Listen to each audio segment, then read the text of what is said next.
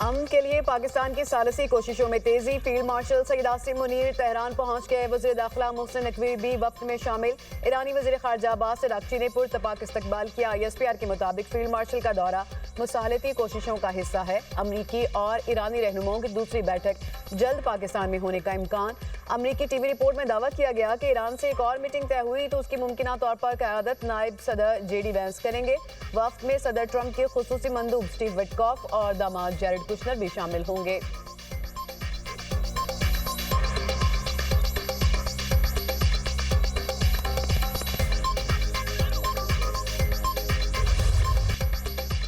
मशरिक़ वस्ता में क़याम अमन का मिशन। वज़ीर आज़म शहबाज शरीफ वफ़द के हमरा जद्दा पहुँच गए। नायब वज़ीर आज़म इसहाक़ डार, वज़ीर इत्तलात अता तारड़ और मुआविन ख़ुसूसी तारिक फ़ातमी भी हमरा। नायब गवर्नर मक्का शहजादा सऊद बिन मशाल सऊदी और पाकिस्तानी सफ़ीरों ने पुरतपाक इस्तकबाल किया। वज़ीर आज़म की सऊदी वली अहद शहजादा मोहम्मद बिन सलमान से मुलाकात होगी। पाकिस्तान और सऊदी अरब के दरमियान दो तरफ़ा ताल्लुकात की मज़ीद फ़रोग़ और ख़ित्ते की सूरत हाल पर तबादला ख्याल किया जाएगा। वज़ीर आज़म कतर का भी दौरा करेंगे। कतरी आला हुक्काम से मुलाकातें होंगी। वज़ीर आज़म 5वीं अंतालिया डिप्लोमेसी फोरम में शिरकत के लिए तुर्की भी जाएंगे। फोरम के दौरान वज़ीर आज़म पाकिस्तान का नुक्ता नज़र पेश करने के लिए लीडर्स पैनल में शरीक होंगे। तुर्क सदर रजब तैयब एर्दोगान और दीगर अहम आलमी रहनुमाओं से मुलाकातें भी मुतवक्के।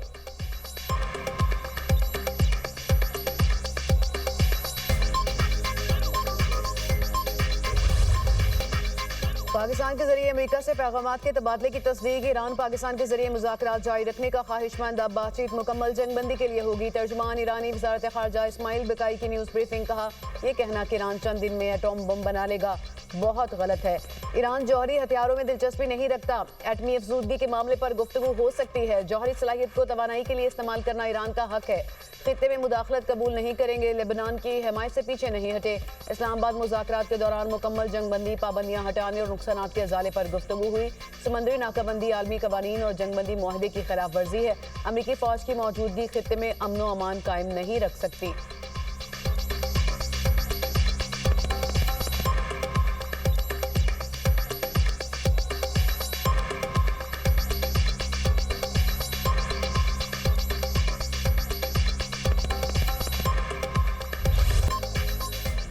जंग खत्म होने के करीब। डोनाल्ड ट्रंप पर उम्मीद। अमरीका ईरान बातचीत का दूसरा मरहला जल्द पाकिस्तान में होने का इशारा। फील्ड मार्शल लाजवाब शख्सियत करार।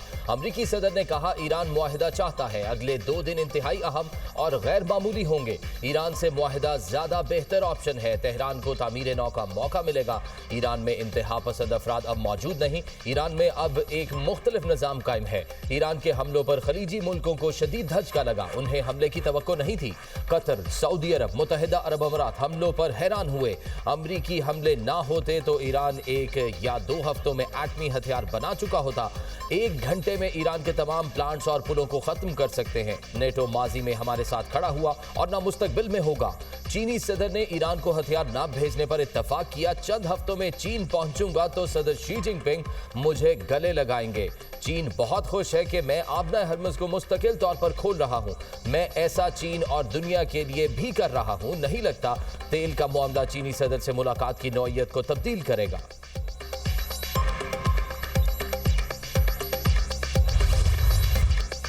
ईरान के साथ मुज़ाकरात जारी, जंगबंदी बरकरार। ईरान से मुज़ाकरात में जिस मकाम पर हैं उस पर बेहतर महसूस करता हूँ।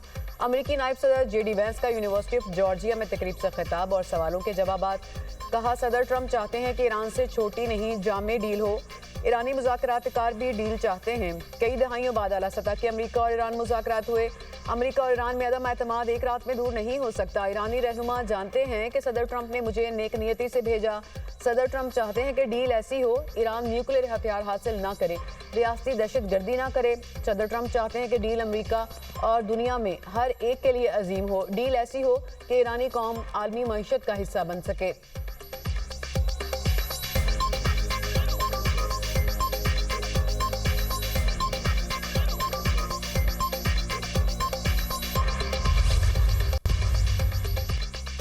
मुज़ाकरात के लिए हमेशा तैयार, मर्जी मुसल्लत करने की कोशिश नाकाम होगी। ईरानी सदर मसूद पज़ेश्कियान का दो टोक ऐलान, कहा सरेंडर पर मजबूर नहीं किया जा सकता। ईरान जंग नहीं अमन चाहता है, हमले की सूरत में सख्त जवाब देंगे। ईरान पर हमलों का जवाज किस कानून में है? हमने किसी मुल्क के खिलाफ जारहियत नहीं की। खलीज फारिस की सूरत हाल आलमी बहरान का सबब है।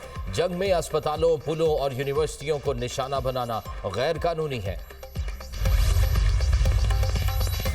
ईरानी बंदरगाहों की नाकाबंदी, समंदर से ईरानी तजारत रोकने का अमरीकी दावा। अमरीकी सेंट्रल कमांड का कहना है कि एक भी ईरानी जहाज अबनाए हरमूज से नहीं गुजर सका। ईरानी मीडिया के मुताबिक नाकाबंदी के बावजूद ईरानी सुपर टैंकर अबनाए हरमूज से गुजरा। खुराक ले जाने वाला बहरी जहाज भी इमाम खमीनी बंदरगाह की जानिब आया। ईरानी फौज ने नाकाबंदी को जंगबंदी की खिलाफ वर्जी करार दे दिया। मुनासिब जवाब देने की धमकी। पासदारान इनकलाब का कहना है नाकाबंदी जारी रही तो खलीज फारस, बहरा ओमान और बहरा अहमर में दरामदात और बरामदात की इजाज़त नहीं देंगे। ईरान ने जनूबी इलाकों की मुतबादिल बंदरगाहें इस्तेमाल करने का ऐलान कर दिया।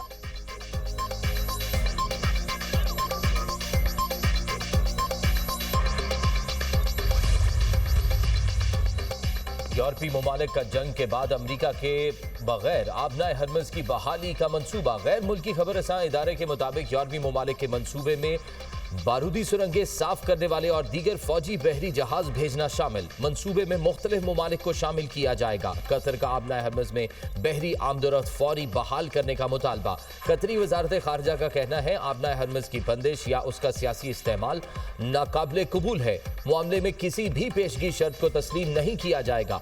आबनाए हरमज की सलामती को किसी भी इश्तियाल अंगेज इक़दाम से नुकसान नहीं पहुंचना चाहिए।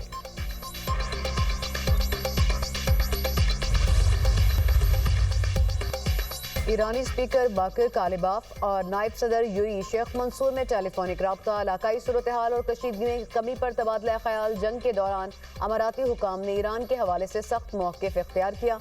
ईरान के हमलों के बाद यूई ने सफ़ीर वापस बुलाकर सफारतखाना बंद कर दिया था।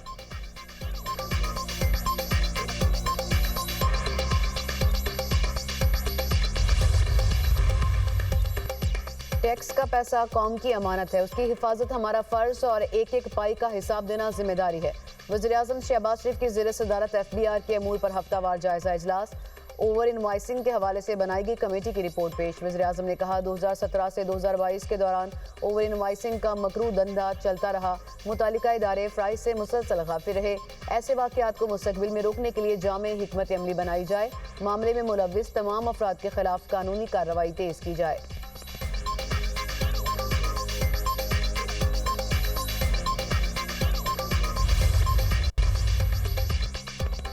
सऊदी अरब पाकिस्तान को $3 अरब इजाफी देगा। $5 अरब सऊदी डिपॉजिट को भी मजीद तवील मुद्दत के लिए तौसी दी जाएगी। सऊदी मुआवनत से ज़र मुबादला ज़खायर को सहारा मिलेगा।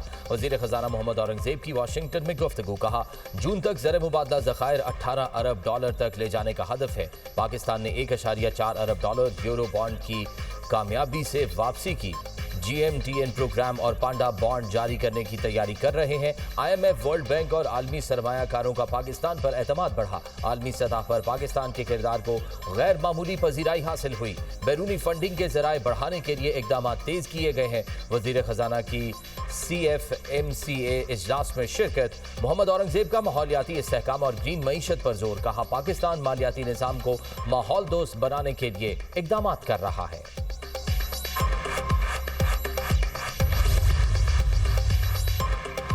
आलमी मार्केट में खाम तेल की कीमतों में उतार चढ़ाव। अमरीकी खाम तेल $92.51 फी बैरल में फरोख्त होने लगा। बरतानवी खाम तेल की कीमत $95.35 फी बैरल हो गई। पाकिस्तान स्टॉक मार्केट में मुस्बत रुझान। इंडेक्स में 2,885 पॉइंट्स का इजाफा। 100 इंडेक्स 1,68,519 पॉइंट्स पर बंद।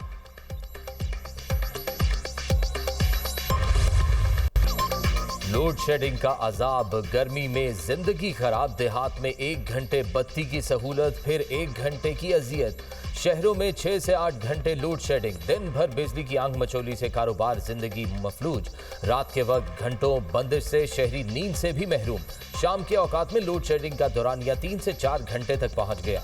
लाहौर समेत दीगर शहरों में तवील लोड शेडिंग से पानी का बहरान भी पैदा होने लगा। ताजिरों का कारोबार ठप होकर रह गया। जनूबी पंजाब में भी सूरत हाल संगीन। 12 से 14 घंटे तक बिजली की बंदिश, शहरी बिलबिला उठे।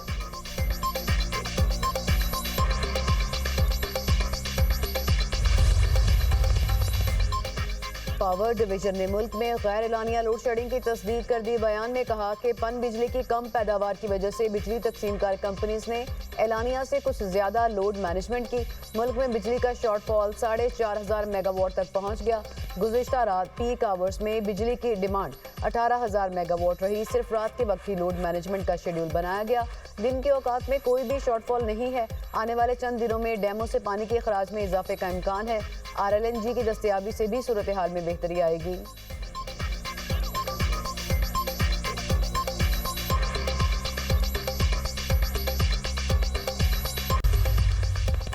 गजा में जंगबंदी के बावजूद इसराइल के हमले, 24 घंटों में 8 फलस्तीनी शहीद, 29 जख्मी। जंगबंदी माहिदे के बाद अब तक 765 फलस्तीनी शहीद हुए। 7 अक्टूबर 2023 से जारी हमलों में शहदा की तादाद बढ़कर 72,344 हो गई।